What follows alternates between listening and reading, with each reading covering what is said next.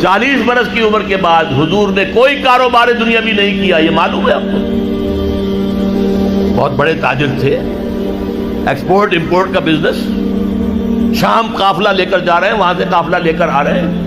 یمن قافلہ لے کر جا رہے ہیں, یمن سے واپس آ رہے ہیں. الخبر کے علاقے کے اندر لگتا تھا بہت بڑا تجارتی میلہ, وہاں جا رہے ہیں, واپس آ رہے ہیں.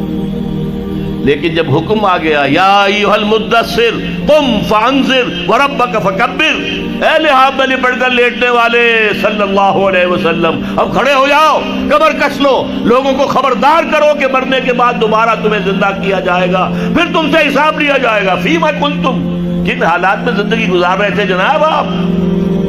کیا اسلام کا غلبہ تھا؟ نہیں ہے, اللہ اسلام غالب تو نہیں. تم کوشش کر رہے تھے غالب کرنے کی, سوائے شرمندگی کے اور کیا ہاتھ آئے گا؟ اللہ تعالیٰ کی حجت تو قائم ہو جائے گی. میرے نبی کی ہڈیاں ٹوٹیں, میرے نبی کے دانت شہید ہوئے, میرے نبی کا جسم لہو لہان ہوا, میرے نبی کے چہرے کے اوپر تلوار کا وار پڑا جس سے 2 دندان آپ کے شہید ہوئے, اور خود جو پہنا ہوا تھا اس کی 2 کڑیاں گھس گئی رخسار مبارک کی اس ہڈی کے اندر. ان کو ایک صحابی نے دانتوں سے پکڑ کر کھینچ کر نکالنا چاہا, ان کے دانت نکل گئے, وہ ہڈی وہ نہیں نکلی, وہ کڑیاں لوہے کی. پھر جیسے بھی کر کے نکالا گیا تو خون کا فوارہ چھوٹا ہے, اتنا خون گیا کہ آپ بے ہوش ہو کر گر گئے, اور خبر مشہور ہو گئی کہ حضور کا انتقال ہو گیا. یہ ساری تکلیفیں کس لیے اٹھائی تھی حضور نے؟ کیا حضور کو اچھا نہیں لگتا تھا کہ اچھا بھلا گھر ہو, کھلی فضا ہو, اچھا خوبصورت ماحول ہو, بچے ہوں اور ہر طرح کی آسائشیں ہوں؟ کس کو پسند ہے؟ یہ صحابہ کرام کیا کر رہے تھے؟ فاقے کر رہے ہیں, فاقے پر فاقہ کر رہے ہیں. غزوہ خندق میں حکم ہو گیا مشورے کے بعد کہ خندق کھود دی جائے, دفاع کی ایک ہی شکل ہے. اب سردی کا موسم ہے شدید, کئی وقت کا فاقہ ہے, پیٹوں پر اپنے پتھر باندھ رکھے ہیں اپنی چادروں کے ساتھ کس کر کہ پیٹ دورہ نہ ہو جائے, کمر دوری نہ ہو جائے. حضور کے پاس آ کر شکوہ کیا ہے, شکایت کی ہے, اللہ کے رسول اب یہ بھوک ہم سے برداشت نہیں ہو رہی. دیکھیے ہم نے اپنے پیٹوں کے اوپر اپنے کرتے اٹھا کر دکھایا, ہم نے پتھر باندھے ہوئے. آپ نے اپنا کرتا مبارک اٹھا کر دکھایا, 2 پتھر بندھے ہوئے.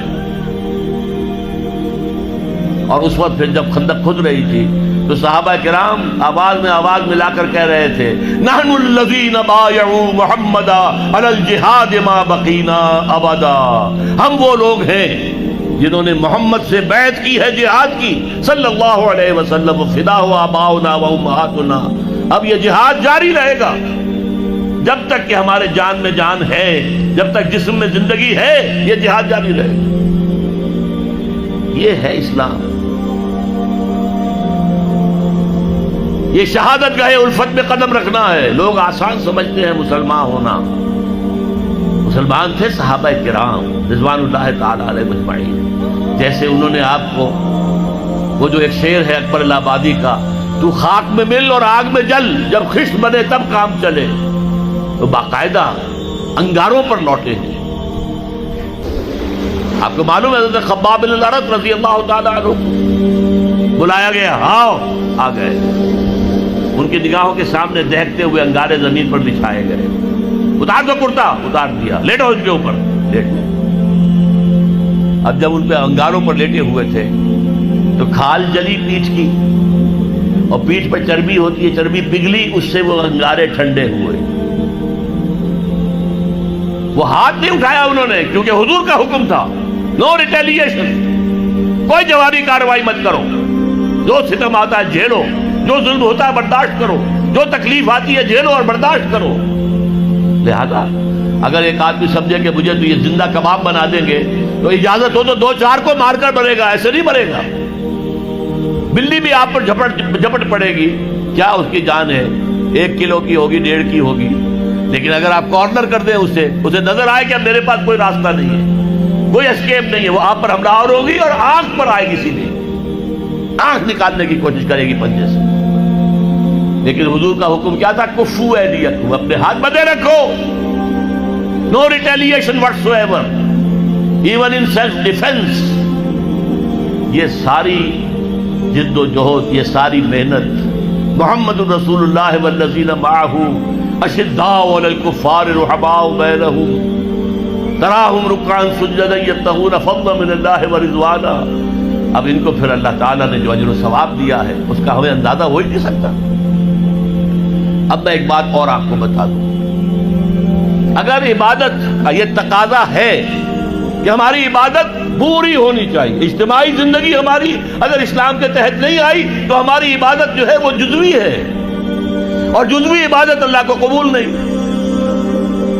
افتؤمنون ببعض الکتاب وتکفرون ببعض فما جزاء من یفعل ذلک منکم الا خزی فی الحیاۃ الدنیا ویوم القیامۃ یردون الی اشد العذاب وما اللہ بغافل عما تعملون. اچھا بات سمجھ میں آ گئی. جد و جہد کرنا فرض ہے، اس کے لیے جماعت فرض ہے، اس کے لیے تلاش کرو جماعت، نہ ملے تو خود کھڑے ہو جاؤ اور جماعت بناؤ. لیکن اس میں ایک درمیان میں ہنٹ دے دوں، جماعت کی اگر تلاش کرنی ہے، نئی جماعت بنانا آسان کام نہیں ہے. کوئی چلتا ہوا قافلہ مل جائے تو کیا کہتے ہیں، اس سے بڑی خوش قسمتی کیا ہوگی کہ کوئی جماعت بنی بنائی، جو قافلہ چل رہا ہے اس کے ساتھ چلنا کتنا آسان ہے. یکا و تنہا کسی صحرا میں سفر کرنا جو ہے کتنے خطرات ہیں. قافلہ ہے، قافلے کے ساتھ جڑ جاؤ. اگر قافلہ تلاش کرنا ہے تو کیا چیزیں دیکھنی چاہیے وہ بھی میں ذرا آپ کو آج بتا دوں. 5 چیزیں دیکھنی ہوں گی. نمبر 1، وہ جماعت سیکٹیرین نہ ہو، مسلکوں اور مذہبوں کی بنیاد پر نہ ہو، دین اسلام کی بنیاد پر ہو. یہ نہیں کہ یہ دیوبندیوں کی جماعت ہے، یہ بریلویوں کی جماعتیں ہیں. اب تو ایک تو ہے ہی نہیں، دیوبندیوں کی بھی بہت ہیں اور بریلویوں کی بہت ہیں. یہ شیعوں کی ہے، یہ اہل حدیثوں کی ہے، یہ سیکٹیرین ہے. سیکٹیرین جماعت اپنے سیکٹ کی دعوت دے گی. ہمارا سیکٹ، ہمارا موقف، ہمارا مسلک، ہمارا مذہب سب سے اعلیٰ ہے. اہل حدیث کہے گا تم رفع دین نہیں کرتے، تمہاری نماز ہی نہیں ہوئی. تم نے آمین بالجہر زور سے کہہ دیا، تمہاری نماز ہی نہیں ہوئی. نہیں، جو جماعت جس کا ذکر میں کر رہا ہوں وہ اس سے بالا ہونی چاہیے. بھائی تم حنفی ہو، حنفی طریقے پر نماز پڑھو. اہل حدیث ہو، اہل حدیث طریقے پر نماز پڑھو. کیا فرق ہے؟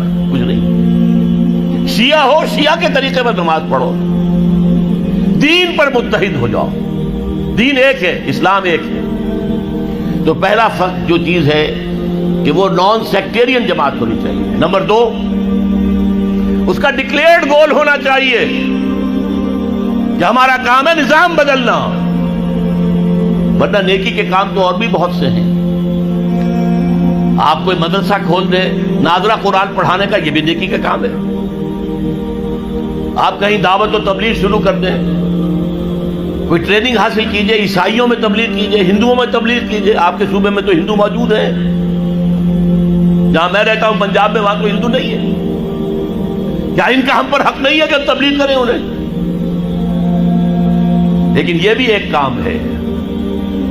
لیکن جو جماعت میں کہہ رہا ہوں وہ جماعت ہونی چاہیے دین کو قائم کرنے کے لیے جماعت، نظام کو بدلنے والی جماعت، انقلابی جماعت. اور نمبر 3، اس کا ڈسپلن ہونا چاہیے، فوجی ڈسپلن، لسن اینڈ اوبے. اس لیے بیعت حضور نے کیا لی تھی؟ حضرت عبادہ ابن ثابت فرماتے ہیں رضی اللہ تعالی عنہ، بایعنا رسول اللہ صلی اللہ علیہ وسلم علی السمع والطاعت فی العسر والیسر والمنشط والمکرہ وعلی اثرۃ علینا وعلی لا ننازل امر اہلہ وعلی نقول بالحق اینما کنا لا نخاف فی اللہ لومۃ لائم. 10 نکات ہیں جن پر بیعت لی. ہم نے بیعت کی تھی محمد رسول اللہ سے صلی اللہ علیہ وسلم.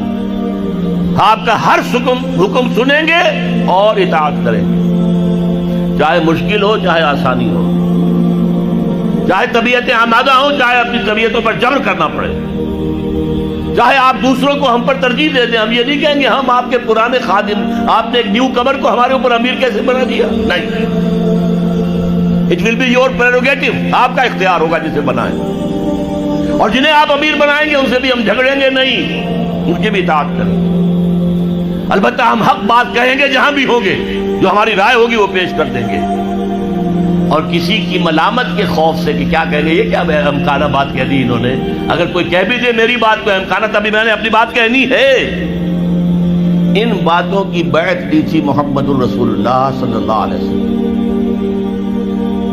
یہ ڈسپلن چاہیے بیعت کی بنیاد پر۔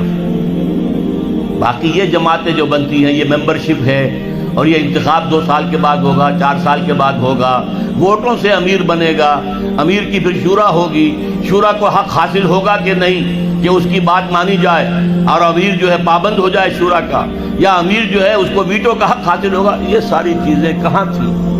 نہ دور نبوی میں، نہ دور صحابہ میں، نہ 1400 برس کی تاریخ میں۔ یہ تو آئی ہے یورپ سے، یہ جماعت سازی کا نظام یورپ سے آیا۔